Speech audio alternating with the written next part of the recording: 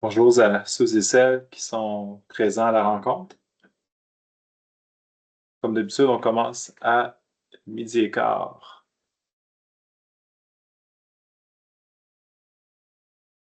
Juste un petit rappel des règles là, de déroulement de la rencontre. Les caméras et les micros des participants demeurent fermés pendant toute la présentation. Ça permet d'éviter la captation de moments inappropriés qui pourraient être diffusés dans l'enregistrement. La rencontre est enregistrée. Est rendu accessible gratuitement via le web, accompagné de la présentation PowerPoint ou PDF là, dans les jours qui suivent. Puis, pour la période de questions, euh, on, euh, on préconise l'utilisation de la fonction question-réponse, Q&A, qui est dans la plateforme Teams. Ça nous aide à gérer l'ordre des questions puis d'assurer un suivi adéquat. Puis aussi porter attention, des fois, je réponds à la place du présentateur là, quand c'est une information qui est facilement accessible.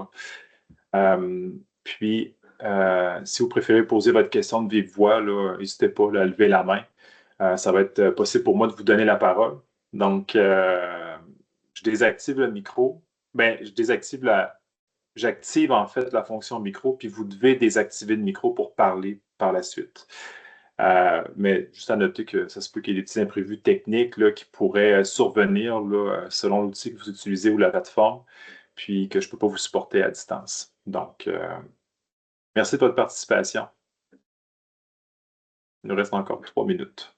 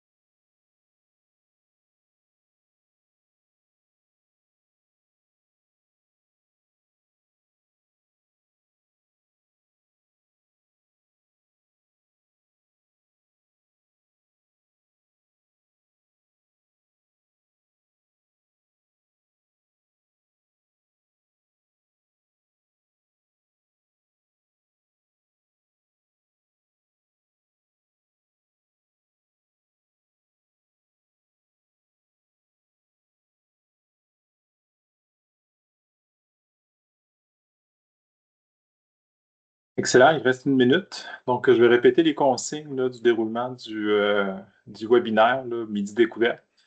Donc, caméra et micro des participants demeurent fermés pendant toute la présentation. Ça permet d'éviter la captation de moments inappropriés là, qui pourraient être diffusés dans l'enregistrement. Évidemment, chaque séance enregistrée est rendue accessible gratuitement là, sur le web, accompagnée de la présentation PowerPoint ou PDF là, dans les jours qui suivent. Pour la période de questions, on vous invite à prioriser la fonction questions-réponses, Q&A, qui est présente là, dans l'onglet en haut de la plateforme Teams. Ça nous aide à gérer l'ordre des questions puis à assurer un suivi adéquat. Veuillez noter aussi que des fois, je réponds à la place du présentateur quand c'est une réponse qui est facilement accessible. Puis si vous préférez poser votre question de vive voix, là, juste à lever la main, puis ça va être possible de vous donner la parole. Juste noter que j'active votre micro, puis vous devez le désactiver par la suite pour pouvoir parler. Puis, mais juste à noter que ça se peut qu'il y ait des imprévus, puis que je suis dans l'incapacité de vous supporter à distance. Donc, on passera à une autre question si ça ne marche pas rapidement. Donc, sur ce, sans tarder, je laisse la parole à Maxime. Donc, À toi. Merci Julien. Donc, bonjour à tout le monde. Merci d'être présent aujourd'hui pour ce midi découverte qui va prendre la forme d'une présentation des réglementations nationales sur les mesures de protection des travailleurs sur les chantiers extérieurs en présence d'amiante. Je me présente, je suis Maxime Wolf, je suis enseignant en sociologie au Cégep de Thetford et chargé de projet aussi à l'Observatoire national de l'amiante. Et je suis également doctorant et chargé de cours en sociologie à l'Université de Montréal. Au sein de l'ONA, je m'intéresse plus particulièrement aux questions relatives à la réglementation. Il y a quelques mois, j'ai été amené notamment à faire un examen des cadres réglementaires à l'international pour relever ce qui se faisait ailleurs en matière de gestion des sols et des remblais contenant de l'amiante. Vous avez peut-être eu l'occasion d'en prendre connaissance dans les derniers mois. Là, il a été publié sur le site de l'ONA en avril dernier. Et suite à cet avis de courtage-là qui a été produit sur cette question-là au printemps passé, il y a eu de nombreuses questions réglementaires qui ont été amenées à l'ONA. Et on m'a mandaté dans les derniers mois de répondre à une de ces questions-là qui porte sur les exigences en matière de protection des travailleurs sur les chantiers extérieurs en présence d'amiante. Donc, aujourd'hui, je vous présente un peu le résultat de ce mandat-là, de ce travail qui va prendre la forme d'une publication à venir sur le site de l'ONA qui va être publiée dans les prochaines semaines, je crois semaine prochaine ou dans 2 semaines, mais assurément avant les fêtes.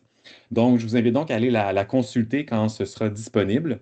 Mais j'imagine aussi qu'on va possiblement faire suivre l'information pour ceux et celles qui seraient intéressés à consulter cet avis-là. Donc, plan de la séance. Aujourd'hui, l'objectif de ma présentation est double, je dirais. D'abord, je veux offrir une synthèse rapide de la revue que j'ai menée sur les réglementations de différents pays en matière de protection des travailleurs lorsqu'il y a un risque d'exposition à l'amiante.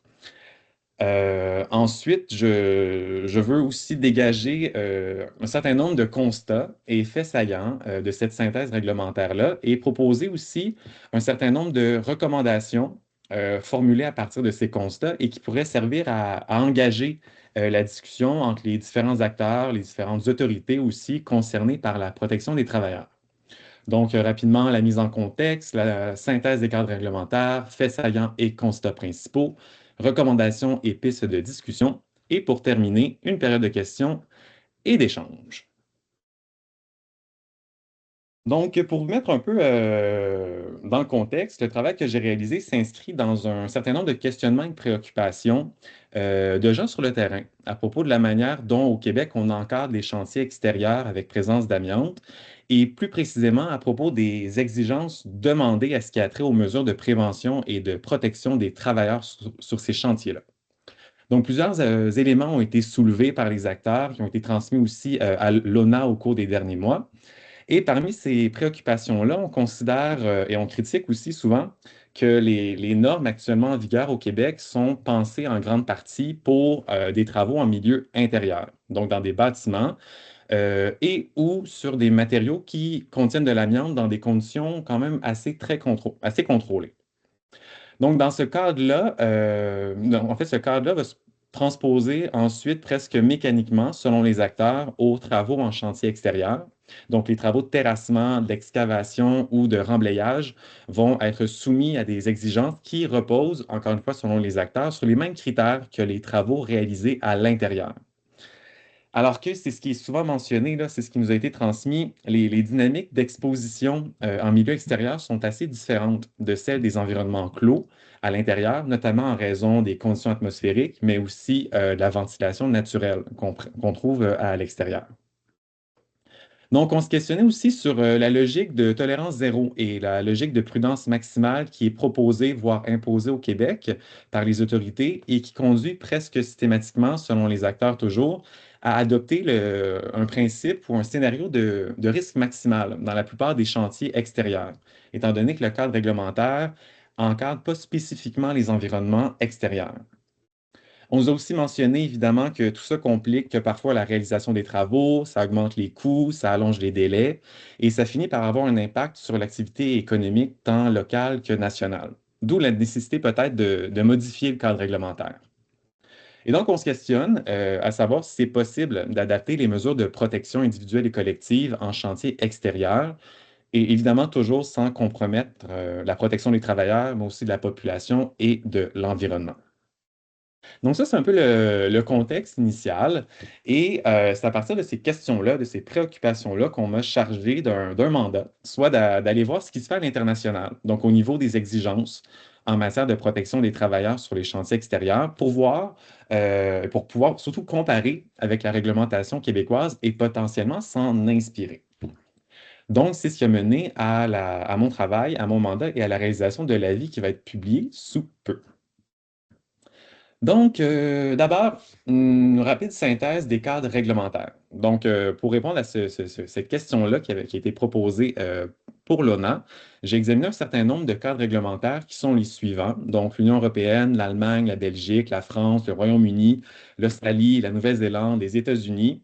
Donc, des pays qui sont habituellement considérés comme des repères en termes de réglementation pour se comparer ici au Québec et au Canada. Donc, pour répondre à mon mandat, j'ai examiné les législations, les réglementations, les lignes directrices, des guides pratiques et autres documents pertinents qui forment tous et tout ensemble les normes nationales de santé et sécurité au travail pour chacune de ces juridictions-là. Je dois dire aussi que j'ai été amené à examiner les réglementations environnementales et dans certains cas, celles liées à la gestion des matières dangereuses, étant donné que le mandat porte sur les chantiers extérieurs avec présence d'amiante et que ce contexte particulier-là est aussi généralement encadré, du moins en partie, selon les réglementations, par les codes de l'environnement et par la réglementation sur les matières dangereuses. Mais vraiment, je me suis concentré surtout sur les normes en santé et sécurité au travail parce que c'était ça le mandat initial.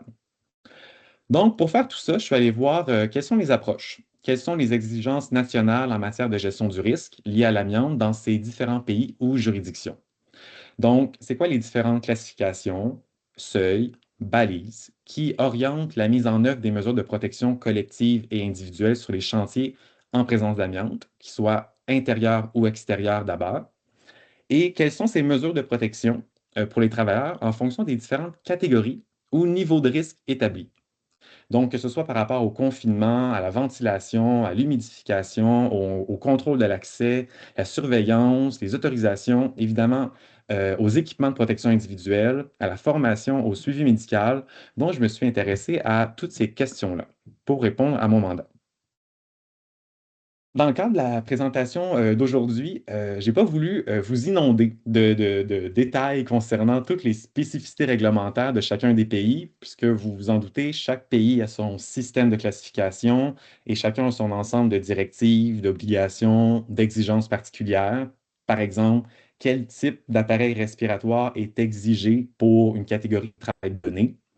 Donc, pour ceux et celles qui ont une connaissance aussi des normes de santé et sécurité au travail au Québec, vous savez probablement qu'on tombe très rapidement dans de très petites nuances, de très petits détails. Et je trouvais que cette présentation-là d'une vingtaine de minutes n'était pas forcément le lieu pour rendre compte de tout ce genre de détails-là. Mais je pense qu'une chose importante à présenter, c'est la manière dont chaque pays approche de manière générale la gestion du risque lié à l'amiante et de quelle manière sont établies les classifications des types de travail et ou des niveaux de risque, selon ce qui importe le plus dans la réglementation de ces pays-là. Donc, je vous partage ce joli tableau qui, à mon sens, peut être pertinent pour voir justement la manière dont est organisée la gestion de risque et la gradation du risque pour chaque pays examiné dans le cadre de mon mandat. Donc, on voit donc pour chaque région ou pays la logique générale de gestion de risque et la forme principale de classification du risque qui permet par la suite, s'il y avait une quatrième colonne, de mettre en œuvre les différentes mesures de prévention et de protection des travailleurs. Donc, dans la troisième et dernière colonne, on peut voir aussi les critères principaux sur lesquels sont fondées les différentes classifications, comme les seuils d'exposition ou les caractéristiques qui permettent de définir les classes ou les niveaux de risque impliqués. Donc, rapidement, je tiens à dire rapidement, je veux quand même vous faire une petite présentation de chacun des pays, de chacune des classifications pour vous donner une idée générale de ce dont on parle ici devant ce tableau assez chargé et assez hétéroclite aussi.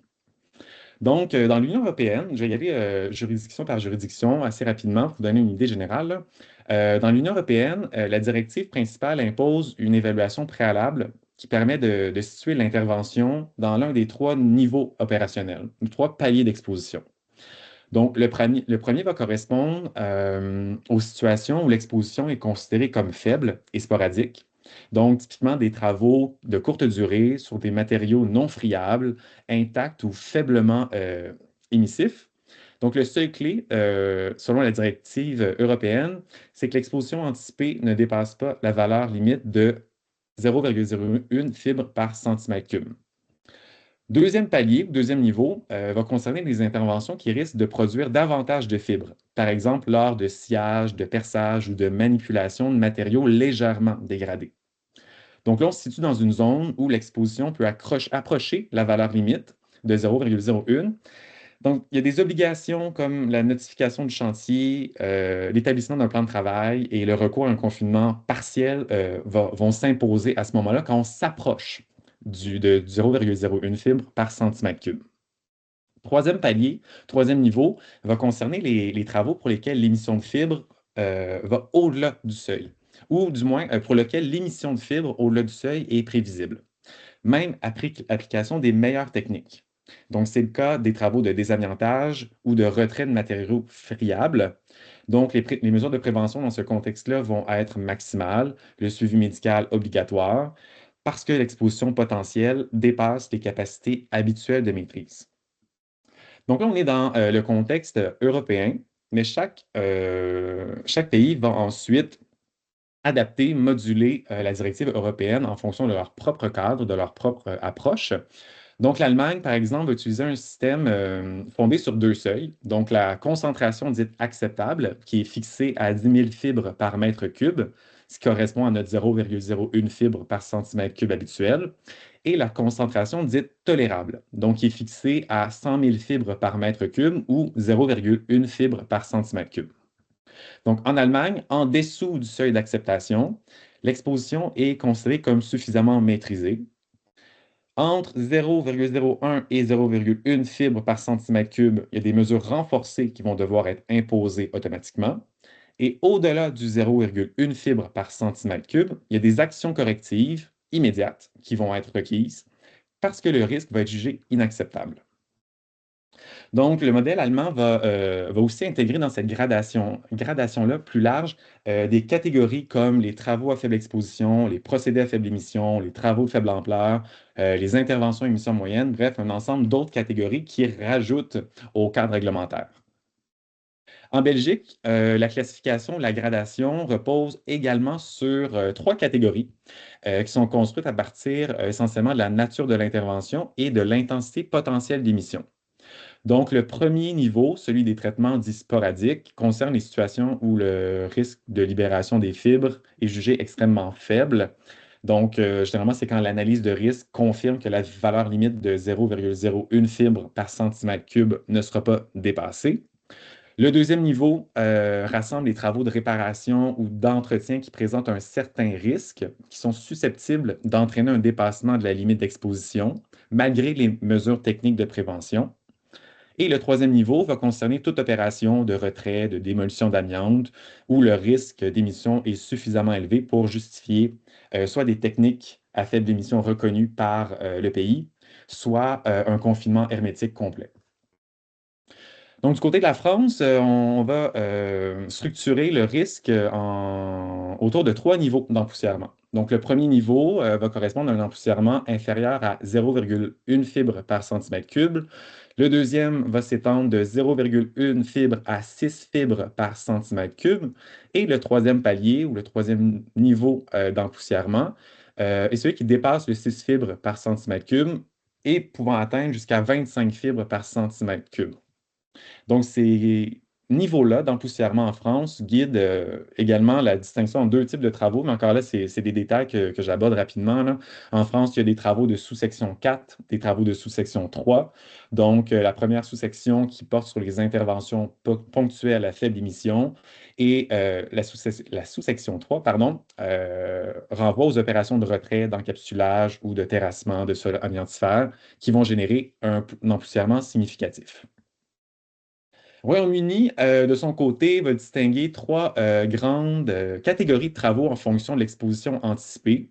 Donc, les travaux non soumis à licence, qui vont concerner généralement des interventions où l'exposition est jugée sporadique et de faible intensité, ce qui suppose que les niveaux demeurent largement sous la limite de contrôle du 0,1 fibre par centimètre cube et sous le seuil de courte durée de 0,6 fibres par centimètre cube sur 10 minutes.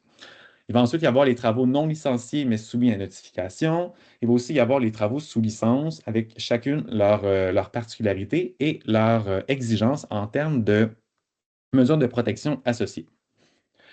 En Australie, Nouvelle-Zélande, ça se ressemble beaucoup. La gradation repose sur des niveaux d'action définis à partir des mesures d'air. Donc, en dessous, par exemple, de 0,01 film par centimètre cube, la situation va être considérée comme étant contrôlée. Entre 0,01 et 0,02 fibres par centimètre cube, on va devoir corriger immédiatement les mesures techniques et analyser la cause de l'élévation de la dispersion ou l'émission. Et au-delà de 0,02 fibres par centimètre cube, les travaux vont devoir être interrompus, la zone réévaluée et les régulateurs informés au plus tôt. Donc, Australie, Nouvelle-Zélande, on se retrouve dans un système où ces niveaux d'action, ces seuils-là, vont jouer un rôle assez similaire au niveau d'empoussièrement qu'on a, par exemple, en France, ou les seuils qu'on retrouve en Allemagne, mais contrairement à ces pays européens-là, ils ne prennent pas nécessairement la forme de catégorie officielle, comme c'est le cas en France. Et pour finir rapidement aussi, les États-Unis, donc du côté des États-Unis, l'idée générale, c'est que le glissement vers le risque élevé va correspondre aux opérations où l'exposition risque d'atteindre ou de dépasser la valeur limite de 0,1 film par centimètre cube ou la limite d'excursion d'une film par centimètre cube sur 30 minutes. Donc, je sais qu'il y a eu beaucoup, beaucoup de choses dans les dernières minutes, mais voici pour la présentation très sommaire des différentes classifications principales qui orientent l'approche de risque dans chacun des pays concernés.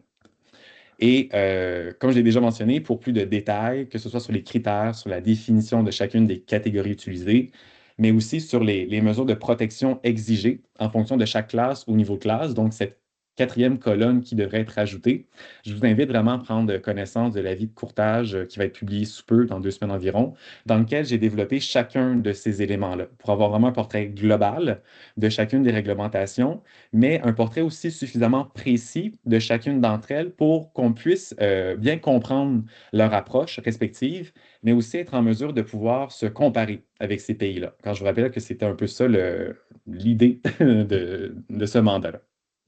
Et un dernier point aussi que je voudrais rajouter à propos de ce tableau, c'est qu'il est un peu incohérent, voire difforme, je dois l'avouer, dans la mesure où, si vous l'avez peut-être remarqué, on ne parle pas exactement des mêmes choses, notamment dans la troisième colonne sur les critères principaux. Et ça fait en sorte qu'on se retrouve souvent dans la deuxième, troisième colonne là, avec des éléments un peu disparates qui semblent un peu difficiles à comparer aussi. Vous voyez bien que parfois on a des seuils chiffrés, parfois non. Parfois on a recours à des types de travaux, des catégories, alors que parfois non. Parfois, c'est les deux qui sont combinés dans une même réglementation. Donc, tout dépend vraiment de la manière dont chaque pays a organisé son approche et sa classification à l'interne. Donc, en bref, tout ça nous amène par ailleurs à la partie qui, à mon sens, est la plus pertinente aujourd'hui, là. Donc, qui est celle des constats généraux qui peuvent être faits lorsqu'on examine et lorsqu'on compare les différents cadres réglementaires à l'international, donc avec l'ensemble de ces réglementations-là. Donc, quand on regarde l'ensemble des juridictions, un certain nombre de constats importants peuvent être dégagés. J'ai divisé ces constats-là en deux catégories principales. Donc, premièrement, les constats relatifs à l'approche générale du risque lié à l'amiante. Donc, peu importe le type de chantier, peu importe le milieu intérieur ou extérieur, je trouvais important de présenter ça, donc les constats sur l'approche générale. Et deuxièmement, les constats relatifs plus spécifiquement vraiment au chantier extérieur, qui était vraiment l'élément qui était questionné à travers mon mandat initial. Donc, pour ce qui est des constats relatifs à l'approche générale du risque, on peut dégager un premier constat qui va étonner de personne, je pense, si vous êtes un peu au fait de ce qui se passe au niveau de la réglementation sur l'amiante. Quand on regarde l'ensemble des juridictions, on peut voir qu'elles s'appuient toutes sur une même logique fondamentale pour gérer le risque lié à l'amiante, qui est celle d'une hiérarchie des mesures de contrôle et de protection. Donc, partout, L'idée, c'est d'abord de réduire l'exposition à la source, ensuite de mettre en place des mesures de prévention collective et en dernier recours, vraiment, seulement, d'utiliser les mesures de protection individuelle. Donc, cette hiérarchie-là est en quelque sorte, je l'ai qualifiée d'universelle parce on retrouve les mêmes principes d'un pays à l'autre. On va privilégier les procédés humides pour éviter la mise en suspension des fibres. On va recourir au confinement ou à des barrières physiques lorsqu'il faut. Euh, Pardon, j'ai été distrait. Donc, on va recourir au confinement ou à des barrières physiques lorsqu'il le faut. On va assurer une ventilation adéquate. On va chercher à limiter la dispersion des poussières. On va prévoir des dispositifs de décontamination. Et à la fin, vraiment, les équipements de protection individuels. Donc, c'est cette logique commune-là, assez fondamentale, qui structure l'ensemble des systèmes réglementaires que j'ai examinés. Le deuxième constat qu'on peut faire porte sur la manière dont les niveaux de risque sont organisés. Donc, même si les cadres nationaux diffèrent entre eux, ils convergent pas mal tous vers une idée commune. Toutes les réglementations structurent les activités autour de catégories ou niveaux de risque qui correspondent généralement en pratique à trois niveaux. Un niveau faible, un niveau intermédiaire et un niveau élevé de risque.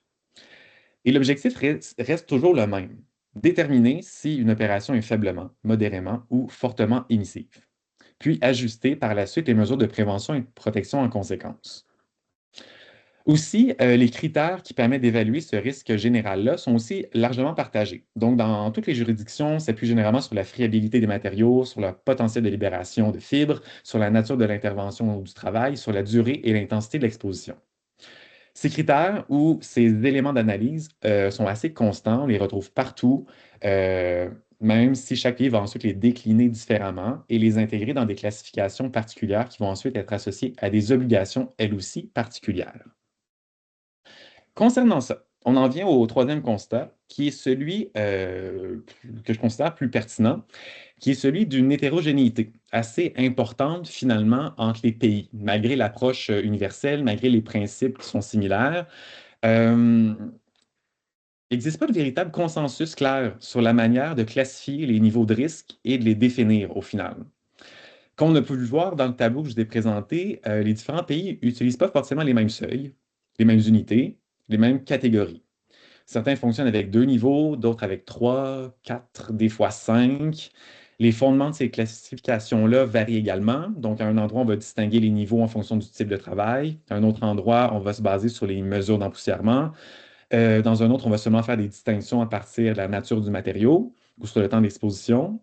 Donc, ça fait en sorte qu'on se retrouve avec plusieurs langages, plusieurs vocabulaires pour décrire une réalité qui, au fond, reste relativement similaire, soit celle de travaux qui impliquent de l'amiante. Les outils d'évaluation eux-mêmes varient aussi fortement. Donc, certains pays utilisent des valeurs d'empoussièrement quantifiées, d'autres vont se référer à des seuils statistiques et d'autres vont s'appuyer sur des catégories administratives qui sont inspirées de la nature des interventions. Par exemple, la France, l'Allemagne privilégient des critères plus quantitatifs, avec des niveaux d'empoussièrement bien définis, alors que d'autres juridictions comme le Québec aussi demeurent davantage dans une approche plus qualitative, fondée sur des catégories administratives. Donc, le degré de précision varie beaucoup d'un cadre à l'autre, ce qui rend parfois difficile la comparaison directe entre les systèmes nationaux et surtout complique la transposition de bonnes pratiques d'un pays à l'autre. Donc, un constat important, c'est quand même qu'il y a une grande diversité, une grande hétérogénéité entre les différents cadres. Et cette variabilité-là fait en sorte que c'est assez difficile de bien saisir les nuances de chaque cadre réglementaire et de les mettre sur un même plan pour pouvoir les comparer. Donc, c'est les trois grands constats. Oui, Julien. 30 secondes encore pour laisser un temps de parole Aïe, aïe, à aïe. notre public. J'ai beaucoup trop parlé. Désolé, donc on avance. Si on va vers les constats principaux concernant les chantiers extérieurs, je vous le fais un peu plus rapidement. Parce que je tiens à vous rappeler que quand même la question spécifique portait sur les chantiers extérieurs. Donc, premier constat qu'on remarque, c'est qu'il n'y a aucune des réglementations qui distingue réellement les travaux réalisés en intérieur de ceux qui sont réalisés en extérieur. Les chantiers extérieurs ne forment jamais une catégorie à part.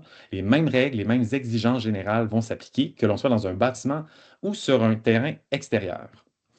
Deuxième grand constat par rapport aux chantiers extérieurs, Partout, les travaux en milieu extérieur sont intégrés systématiquement au même cadre général que les travaux en milieu intérieur. Que l'on soit en Europe, en Australie, en Nouvelle-Zélande, aux États-Unis, on applique les mêmes exigences partout, les mêmes obligations partout, les mêmes mesures de protection partout. Donc, le Québec, dans ce cadre-là, ne fait pas exception à la règle et la logique réglementaire demeure la même, peu importe où les travaux ont lieu. Troisième constat, encore une fois rapidement, qu'on examine le cas des différents pays, les chantiers extérieurs se retrouvent presque partout dans une genre de zone grise d'interprétation. Lorsqu'on évoque les conditions extérieures, et c'est vraiment pas tous les pays qui le font, ils sont même minoritaires dans ma revue. La plupart n'en font même pas mention. Donc, quand on mentionne les conditions extérieures, on se limite à faire des recommandations qui sont assez vagues, sans repères techniques précis. Donc, on va souvent demander d'adapter les mesures à la réalité du terrain, mais sans dire concrètement comment procéder.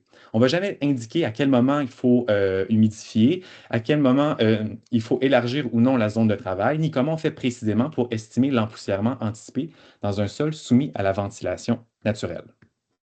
Donc, ça pousse les acteurs à interpréter de leur côté. Quatrième constat, j'essaie d'aller un peu plus vite, c'est celui d'une dissociation systématique entre les cadres environnementaux et les cadres de santé et sécurité au travail. C'est ce que j'ai remarqué, peu importe le pays, la contamination du sol par de l'amiante, qui est définie selon des critères environnementaux, ne va pas trouver de correspondance directe avec les obligations de prévention qui s'appliquent aux travailleurs. Donc, il y a une absence de continuité, une certaine incohérence entre les deux cadres qui ne se parlent pas. Je termine rapidement, je suis désolé. Sur les recommandations qui concluent finalement ma revue, ma synthèse réglementaire à propos des chantiers extérieurs. Donc, première recommandation, ce serait d'intégrer explicitement et précisément la notion de chantier extérieur dans la réglementation québécoise. Actuellement, cette expression-là renvoie à plein de situations différentes mais elle n'est pas définie de manière opérationnelle et explicite. Donc, ça fait en sorte qu'on applique un cadre qui est pensé pour des environnements intérieurs à des contextes ouverts où les dynamiques d'exposition peuvent être très différentes. Deuxième grande recommandation,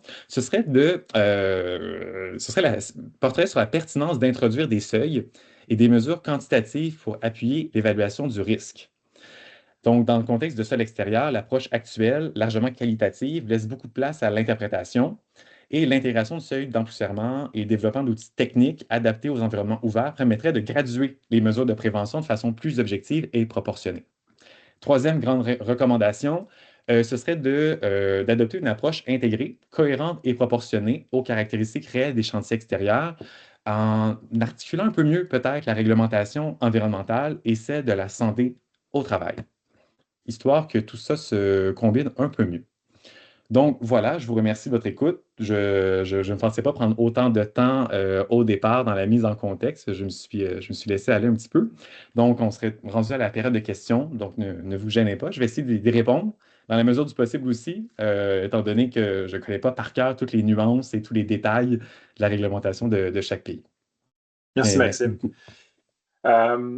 Donc, il y a une question dans le chat, mais je pense que tu y as répondu là, implicitement, là, mais le tableau des différentes classifications de risques là, est bel et bien pour le risque extérieur. Pour tous les risques. En fait, tous les chantiers. les chantiers extérieurs. Intérieurs et extérieurs. Intérieur, Et c'est ça extérieur, le parfait. constat principal, c'est que dans les réglementations, il n'y a pas de gradation du risque spécifiquement pour les chantiers extérieurs. Donc, on se retrouve effectivement dans tous les pays à appliquer, comme les acteurs sur le terrain nous le disaient dès le départ, un cadre qui est essentiellement construit en fonction des conditions intérieures.